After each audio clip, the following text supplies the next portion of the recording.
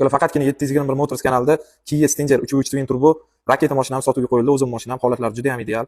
1 gram bitta joyida ishi yo'q. Mashinamiz 3.3 twin turbo bo'ladi. Juda ham tez, sportivniy mashina. Tezligi 4 sekund 100 ga chiqadi. Stage, V qilib hamma narsasi qilingan.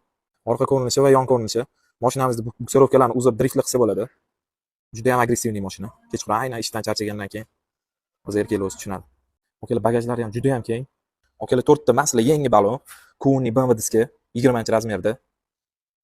Bardoy original Supert.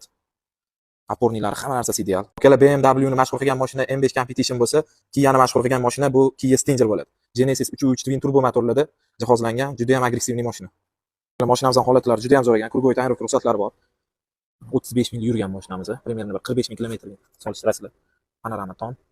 Kia Stinger GT 3.3 twin turbo.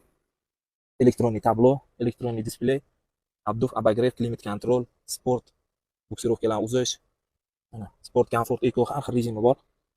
Udержание, elektronli rul, elektronli sidena, orqa sidena ko'rinishlari.